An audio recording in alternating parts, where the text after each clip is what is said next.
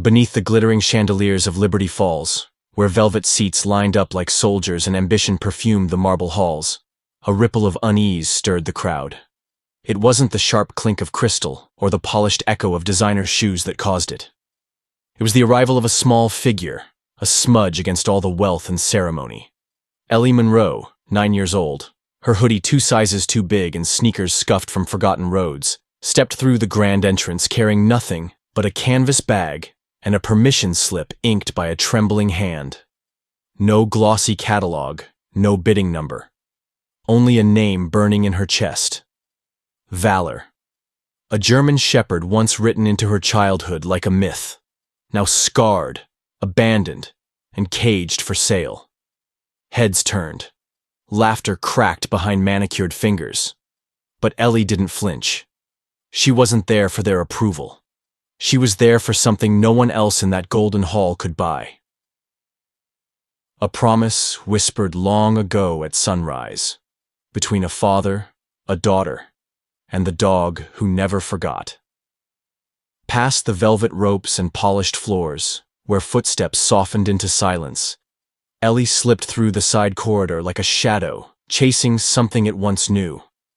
Beyond the no-entry signs and the wary glance of a bored guard, she found the heart of the auction, not in marble or money, but in the quiet desperation housed behind cold, steel bars. There he was. Valor. At the end of the kennel row, not pacing like the others, not barking for attention, just sitting. Still as a stone, yet somehow brimming with something heavier than anger. Memory. Their eyes met through the thick glass, and for one breathless moment, the years between them collapsed. Ellie pressed her palm to the barrier, not to tame him, not to own him, but to remind him that someone still remembered.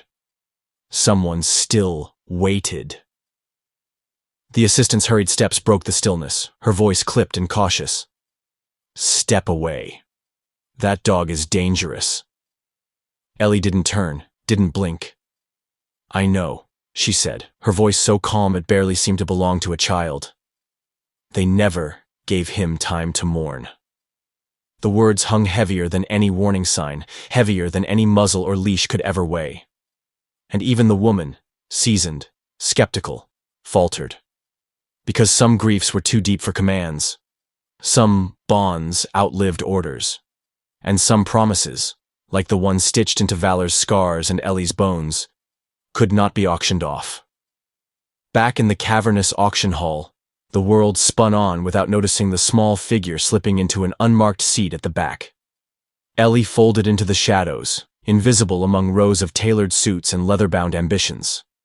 Across the room, catalogs flipped, crystal glasses tilted, pens hovered above bidding sheets, all the rituals of people used to owning what they could price. But Ellie wasn't here to buy. She was here to reclaim. The lights dimmed with mechanical precision. The massive screen flared to life. Lot 47. Valor. The name struck the room like a silent bell. Heavy. Unavoidable. In the sudden hush, Valor stirred inside his holding pen.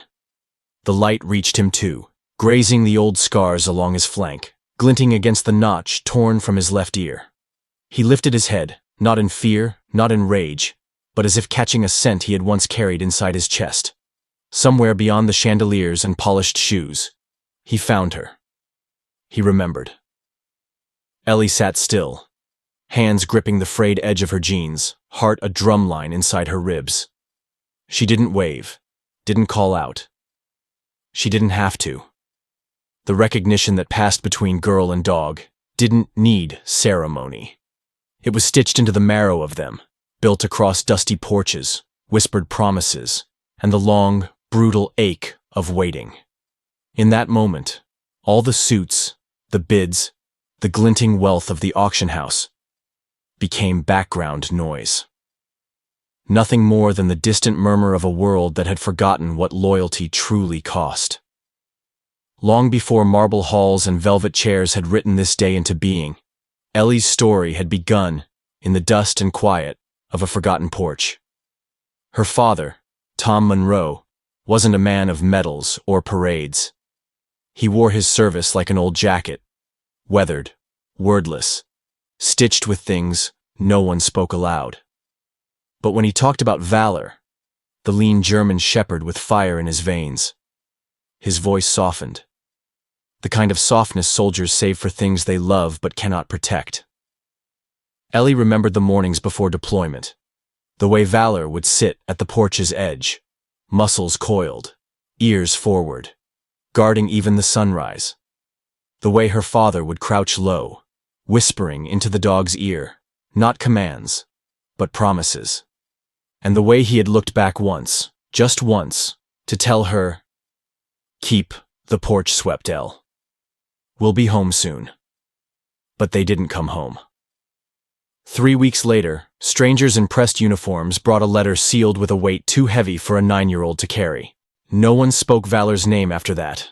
No one told her how the dog who had walked through storms alongside her father vanished into the silence that followed gunfire. They said he was missing, or feral, as if loyalty could rot like spoiled fruit. But Ellie didn't believe in disappearance. She believed in the waiting. She scoured every forgotten corner of the internet, reading whispers from soldiers who remembered a shadow in the wreckage. A scarred dog who refused to die. Every birthday, every holiday, she folded her wishes into jars of spare change. She sold her bicycle, her sketchbooks, her pieces of childhood, because childhood had ended the day Valor didn't come back. Grief hardened into mission. Hope turned into discipline. And when, years later, her mother stumbled across a slim declassified file, buried deep in some forgotten archive, Ellie didn't need the name to know. Scar over the left flank. Response to commands. Erratic, but present. Loyalty spike after separation from handler. Valor. Worn, but breathing. Lost, but not broken. They called him unfit. They called him dangerous. They auctioned him off like salvage. But Ellie? She called him promised. And she wasn't about to let the world lose him twice. Ellie Monroe didn't find $60,000. She built it, scrap by scrap, from the bones of everything she once loved.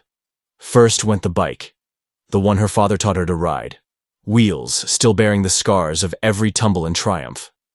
Then her sketch pads, the ones filled with charcoal dreams of things she dared to hope for. Then birthdays, Christmas mornings, afternoons that should have been spent laughing, all traded away for tutoring sessions, dog-walking gigs, anything that paid in coins heavy enough to matter. Every dollar she earned was a stone laid into a bridge she refused to let the world burn down. Neighbors thought it was stubbornness. Her mother thought it was grief. But Ellie knew better. It was a promise, and promises, real ones, are not negotiable. When the day finally came, the cashier's check felt heavier than her whole body. A thin slip of paper, packed tight with years of sacrifice and one reckless, undefeated belief. He would remember her. And when they opened the gate, when Valor stepped into the holding room, no muzzle, no force, just the wary stillness of something too long hunted. He didn't lunge. He didn't flinch. He walked to her. Slow. Deliberate. Like a soldier returning not to orders, but to home. Ellie didn't reach for him, didn't command, didn't call. She simply knelt, grounding herself against the weight of the moment. Valor stopped inches away. His breath stirred the dust between them. And then, without a sound, he sat, his flank brushing against her knee, the way he once had on a porch before the world broke apart. A handler stood nearby, arms crossed, jaw carved from brick and years of disappointment. He watched the impossible unfold and muttered under his breath, "Never seen him do that. Not for anyone." But Ellie already knew. Valor wasn't broken. He had simply been waiting. For a voice that spoke not to obedience, but to memory. For a hand that didn't reach to control, but to say, "I never left." The auction hall, once a buzzing hive of casual arrogance, stiffened into something electric the moment Lot 47 was called. Valor. The name cracked through the chandeliers and velvet, slicing clean through conversation like a blade through silk. The handlers let him out. No muzzle, no leash, just the raw, unwritten truth of him stepping into the light. He didn't snarl. He didn't lash out. Valor moved like a ghost, forged from war. Each step a silent reminder that survival wasn't always pretty. But it was still survival. The bidders watched, hungry and cautious, as if he might explode into violence at any second, confirming their whispered rumors. But Valor simply stood. Tall. Unbroken. Every scar on his body catching the light like old medals no one had dared to pin. The auctioneer cleared his throat, voice smoothing into practiced performance. Opening bid. 15,000. A hand shot up from the front.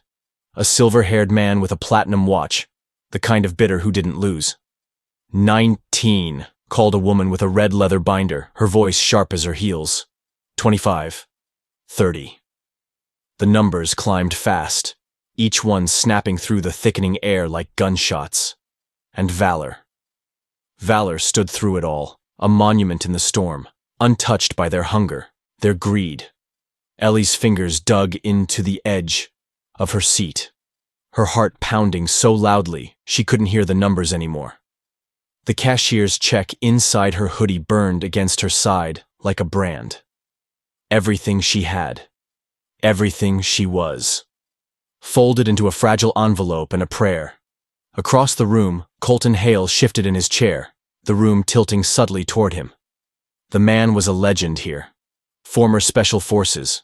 Now a kingmaker of bloodlines, fortunes, and broken things he thought he could polish into power.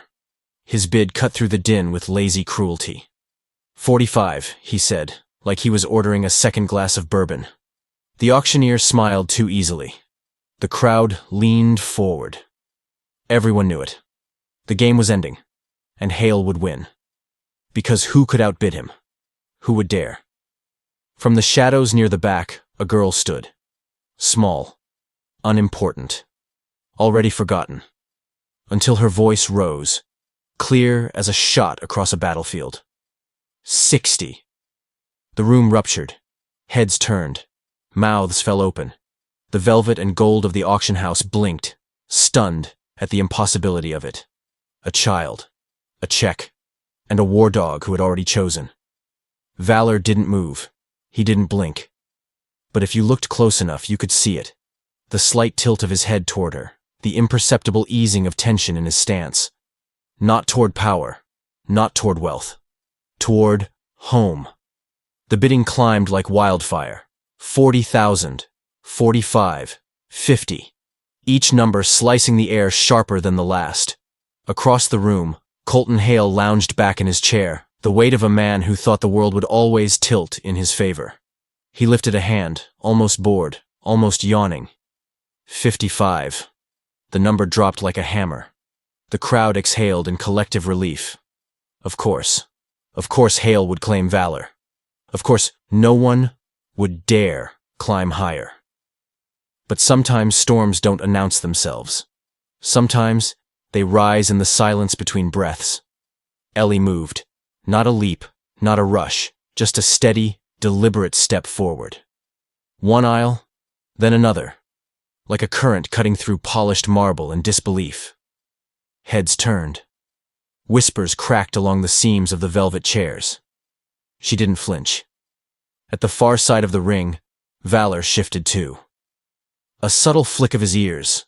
A body once taught to read danger now tilting towards something else entirely. Recognition. The auctioneer hesitated, confusion flickering across his face. "Do I hear 60?" he called, voice faltering at the absurdity of the question. Silence. A silence so pure it rang.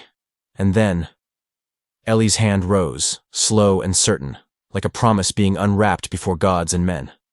60, she said. Not shouted, not begged. Spoken, like a fact carved into the bones of the earth. The room snapped. Murmurs flared like embers scattered on dry wind. A man near the front dropped his pen. A woman in pearls gasped, one gloved hand flying to her mouth. A child. A ghost. A reckoning. Colton Hale didn't smile this time. His jaw tightened, a muscle ticking near his temple. He leaned forward as if to rise, as if to object, but found no ground left beneath him. Because Ellie wasn't bluffing. She wasn't playing. She was buying back a life that had never been for sale. And as the auctioneer finally, haltingly, spoke, 60,000. Sold to Miss Monroe. Valor took one step closer to the edge of the ring. No command, no leash, no fear. Only the quiet, unbreakable pull of something real. Something that gold cufflinks and polished shoes could never touch. The auctioneer's final words cracked through the hall like a slow-rolling drum. Sold to Miss Monroe. Silence swallowed the room whole. Not applause. Not even polite murmuring. Just the stunned, rattling quiet of a world realizing it had missed something monumental. Ellie didn't move at first. Her knees trembled, not from fear, but from the weight of what had been reclaimed. Across the floor, Valor stood unmoving, his black-rimmed eyes locked onto her like a man sighting home after too many years at sea.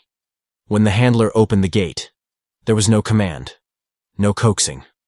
Valor stepped forward, not toward the highest bidder, but toward the one soul who had never stopped believing he was more than a broken thing. Ellie took the lead rope with hands still shaking, but her heart was iron. They walked down the ramp together, girl and dog, the ghost of a promise knitted into every silent footstep. Behind them, the auction house murmured back to life. Only this time, the whispers had changed their shape. Not the laughter of men dismissing a child. Not the snide disbelief of bidders counting profits. No. Now it was names being pieced together like fragments of a long-forgotten hymn. Monroe, someone whispered near the velvet rail. Tom Monroe. Another voice answered, threading memory through marble halls. A woman near the refreshment table straightened, her eyes widening in recognition. Didn't he train service dogs for Black Ops units? At the far end of the room, an old soldier leaned heavy on his cane, a navy pin glinting from his lapel. He didn't smile, didn't call out. He just nodded once. A silent salute. Not to Ellie alone, but to the legacy now walking beside her. Because Valor wasn't just a cautionary tale anymore. He wasn't a liability, a broken weapon, a relic of forgotten wars. He was what every soldier knows but few ever name, the piece that refuses to surrender, even when the world demands it. And Ellie Monroe, the little girl no one wanted to notice, had just reminded them all. Loyalty cannot be auctioned, and some promises outlive the men who made them. The heavy doors of the auction house sighed closed behind them, muffling the stir of whispers and half-swallowed regrets. Ellie walked steadily, her fingers curled loosely around the lead rope, Valor pacing at her side like a shadow stitched into her heartbeat. The hall ahead stretched wide and empty, polished floors gleaming under a ceiling too high for echoes. They almost made it to the exit. Almost. Footsteps. Sharp, deliberate cracked the stillness behind her. Colton Hale. He moved like a man who had just watched his empire lose a brick and couldn't stand the silence it left behind. One of his aides trailed 2 steps behind, face tight with unease. Colton's voice sliced the air, too loud, too casual. "Think buying a dog makes you an expert," he called after her, his words laced with mockery. "One grand gesture doesn't mean you belong here, kid." Ellie didn't turn, didn't flinch.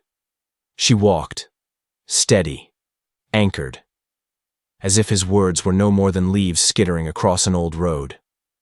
Colton tried again, louder this time, anger seeping in like oil through cracked stone. "You don't deserve a dog like that. You don't even understand the weight you're carrying." That's when Valor moved. Not a snarl, not a lunge, just a shift. Subtle, precise, deadly. One step. A barrier of flesh and muscle and memory between Ellie and the man who thought threats came only with raised voices. Valor stood there, unblinking, shoulders squared, body low but loose, the kind of stance born in rubble and smoke, and the long silence after the gunfire stops. It wasn't a challenge. It wasn't aggression. It was presence. A living line drawn in the sand. You don't cross this one. Colton hesitated, mouth half open, a flush rising under the sharp cut of his jaw. His aide shifted nervously, muttering something about security. A staffer by the wall pressed his radio to his lips, murmuring in tight, clipped tones. But it wasn't necessary. Colton didn't step forward again. Because some walls aren't made of stone. They are made of loyalty. And history. And all the battles fought without anyone ever seeing the blood. Ellie kept walking, valor matching her stride. They didn't need to say a word. The hall behind them sagged under its own silence, the kind that follows after power learns it has no claim here. By the time the truck rumbled out of Liberty Falls, the last threads of sunlight were bleeding across the desert sky, turning the world into a patchwork of gold and ash. Ellie sat in the passenger seat, her body still, but inside her chest. Something ancient and fierce stirred. Not pride, not relief, but the slow exhale of a promise kept. Beside her, in the dark quiet of the trailer, Valor lay curled. No longer a prisoner, no longer a commodity. Just a soldier returning, bone-weary and bruised, to the only place that had ever meant home. The miles stretched long and silent, the way grief does, after it stops demanding attention and simply waits with you in the passenger seat. The empty envelope that had once held the cashier's check sat crumpled on Ellie's lap. Not a receipt, but a headstone for all the things she'd surrendered to make this day possible. When the old iron gates of Shaw Canyon Ranch finally rose out of the dusk, Ellie felt her breath catch, not from exhaustion, but from recognition. The porch still sagged under the weight of forgotten summers. The barn still leaned a little too far west, stubborn against the pull of the wind. Nothing had changed. And somehow, everything had. She climbed down first, boots crunching on gravel.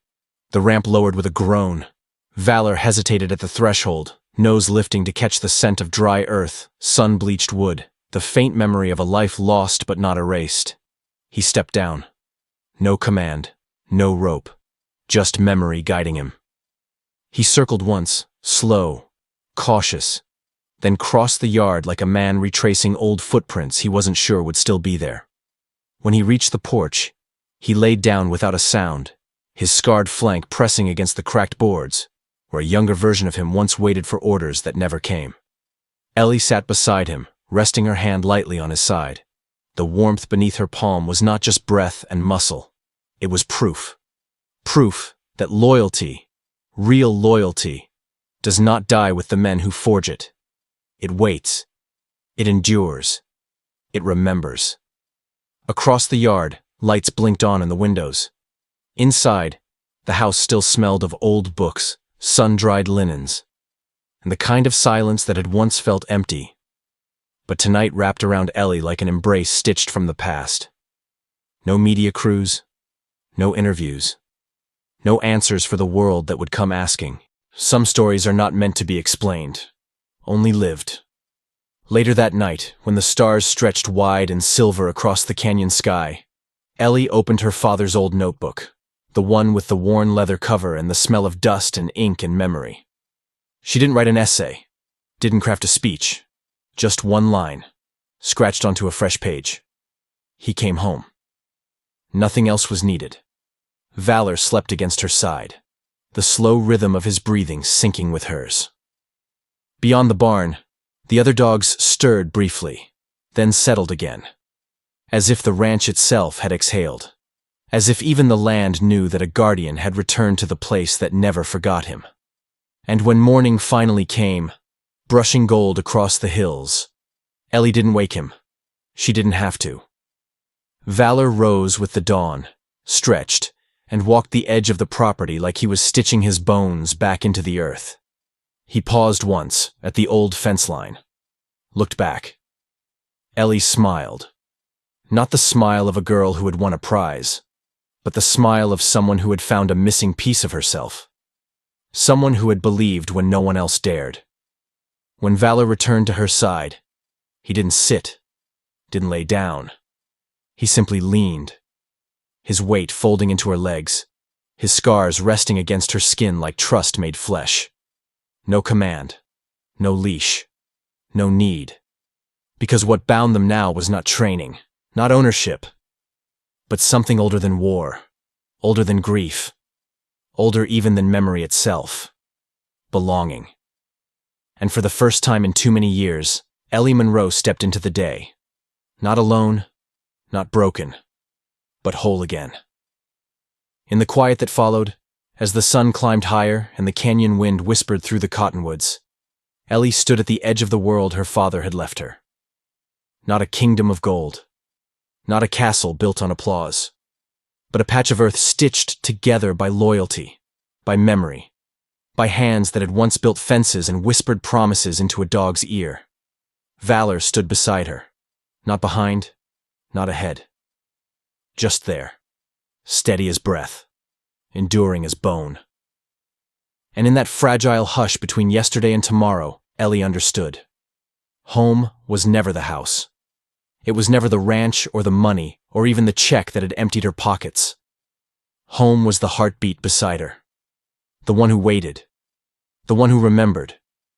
And so, without ceremony, without witnesses, without a single word needing to be said, Ellie and Valor crossed the dusty threshold of the old ranch gates, together, into the life they were always meant to finish, not in victory, but in belonging. Because some promises are bigger than death, some loves are stronger than loss, and some journeys don't end when the battle's over, they only truly begin.